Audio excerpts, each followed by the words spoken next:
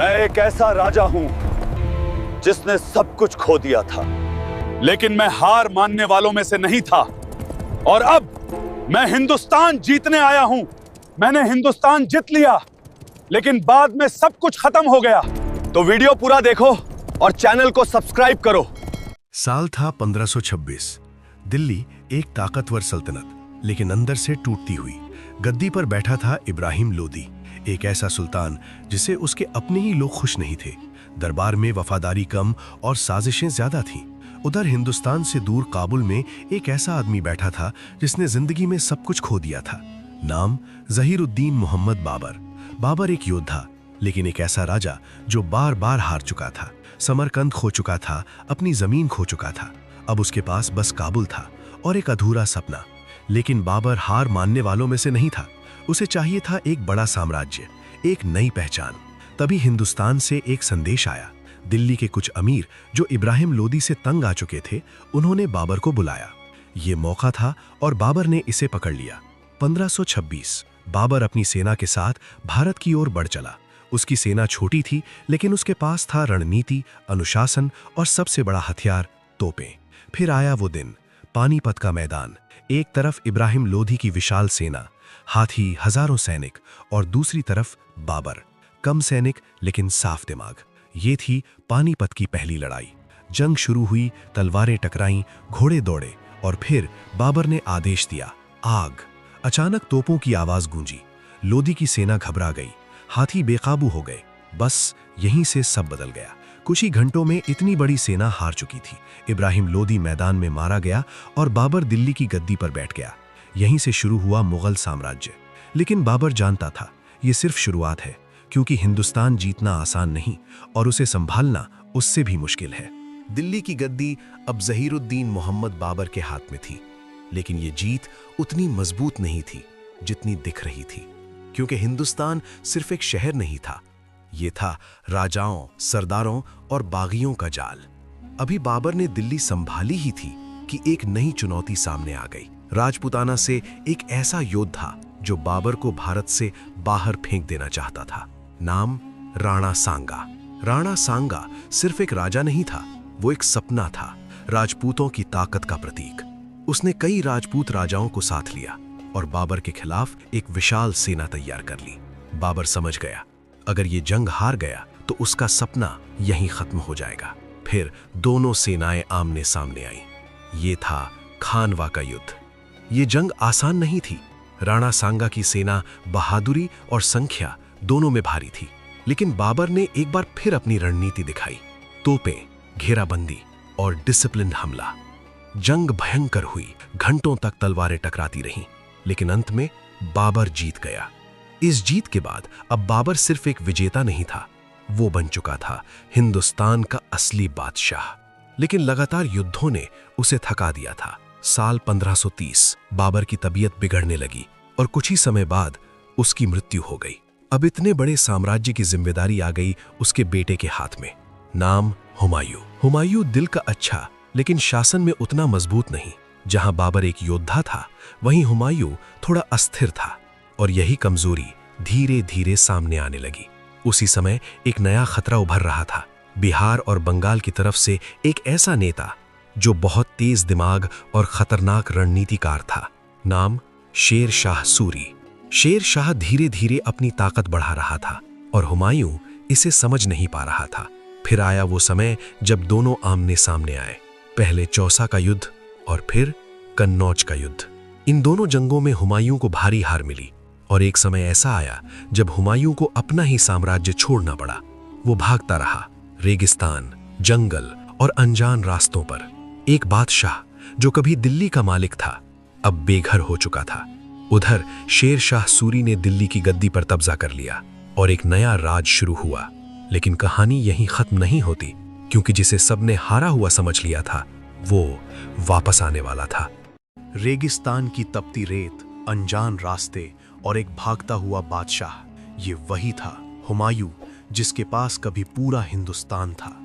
आज उसके पास कुछ भी नहीं था, न सेना, न ताकत, न गद्दी, बस एक उम्मीद। कई सालों तक हुमायूं भटकता रहा, कभी सिंध, कभी राजस्थान, हर जगह बस एक ही सवाल था, क्या वो वापस आ पाएगा? आखिरकार उसे सहारा मिला फारस यानी पर्शिया से। वहां के शासक ने हुमायूं की मदद की, उसे सेना दी और एक मौका। अब हुमायूं फिर से तैयार था, इस बार हारने के लिए नहीं, अपना सब कुछ वापस लेने के लिए। उधर शेर शाह सूरी अब इस दुनिया में नहीं था। उसके बाद उसका साम्राज्य कमजोर पड़ने लगा, अंदर ही अंदर टूटने लगा। और यही था वो मौका जिसका हुमायूं इंतजार कर रहा था। साल 1555 हुमायूं ने हमला किया और धीरे धीरे वो एक एक करके अपने पुराने इलाकों को वापस लेने लगा। दिल्ली, वो शहर जिसे उसने खो दिया था, अब फिर से उसके सामने था और इस बार वो उसे छोड़ने वाला नहीं था। कुछ ही समय में हुमायूं ने दिल्ली की गद्दी वापस हासिल कर ली। इतने सालों बाद वो फिर से बादशाह बन गया। लेकिन कभी कभी किस्मत अजीब खेल खेलती है। एक दिन हुमायूं अपनी लाइब्रेरी की सीढ़ियां उतर रहा था और अचानक उसका पैर फिसल गया। एक छोटा सा हादसा, लेकिन वही उसकी मौत की वजह बन गया। इतनी बड़ी वापसी के बाद इतना अचानक अंत। अब गद्दी फिर से खाली थी और इस बार जिसके सिर पर ताज रखा गया वो सिर्फ 13 साल का था। नाम अकबर, एक बच्चा, लेकिन किस्मत ने उसे बना दिया था हिंदुस्तान का बादशाह। शुरुआत में उसके साथ था एक वफादार और ताकतवर सरदार बैरम खान, लेकिन खतरा अभी खत्म नहीं हुआ था, क्योंकि एक बार फिर दिल्ली की गद्दी खतरे में थी। इस बार सामने था हेमू, एक ऐसा योद्धा जो मुगलों को पूरी तरह खत्म करना चाहता था। दोनों सेनाएं फिर से आमने सामने आईं, उसी मैदान में जहां इतिहास पहले भी बदल चुका था।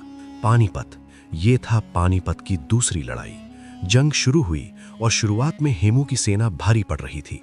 ऐसा लग रहा था जैसे मुगल साम्राज्य फिर से खत्म होने वाला है।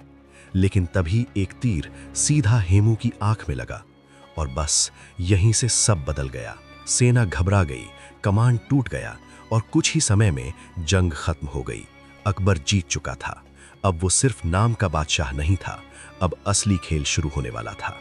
पानीपत की जीत के बाद दिल्ली की गद्दी पर बैठा था अकबर, सिर्फ 13 साल का, लेकिन उसके कंधों पर था पूरे हिंदुस्तान का भविष्य।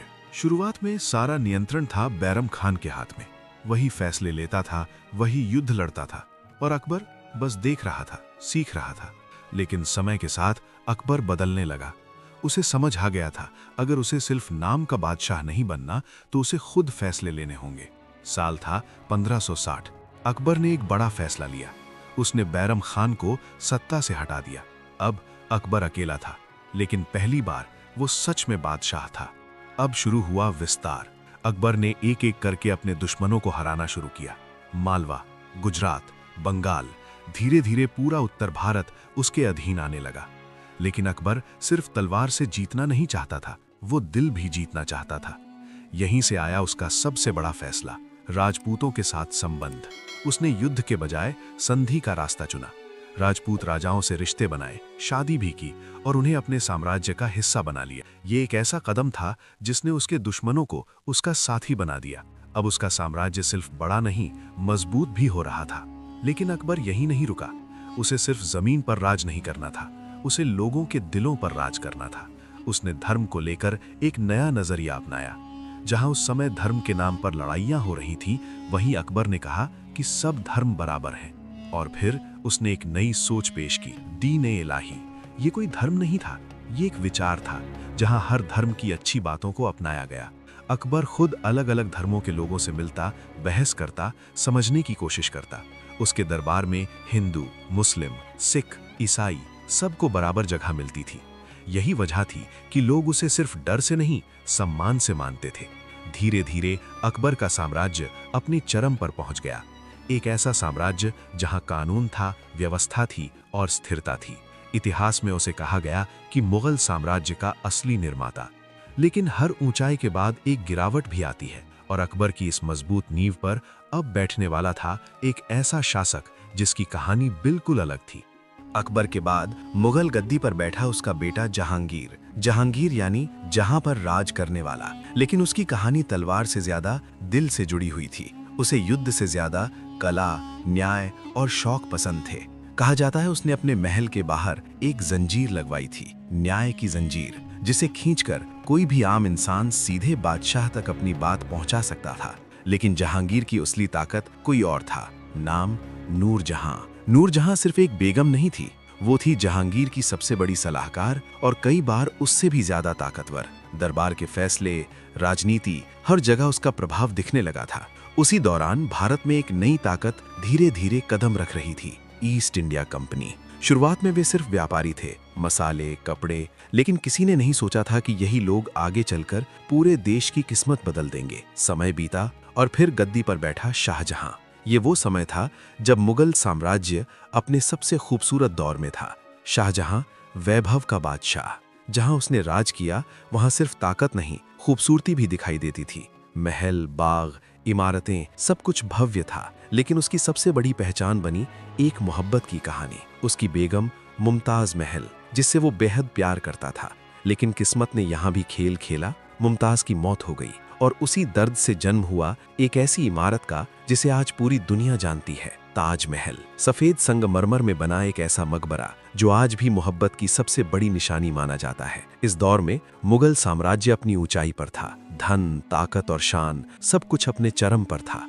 लेकिन इतिहास हमेशा एक जैसा नहीं रहता। महल के अंदर ही एक नई लड़ाई शुरू हो रही थी, शाहजहां के बेटों के बीच गद्दी के लिए। और इसी लड़ाई से उभरकर सामने आने वाला था एक ऐसा शासक जो साम्राज्य को सबसे ऊंचाई तक ले जाएगा, लेकिन शायद वही उसके पतन की शुरुआत भी करेगा।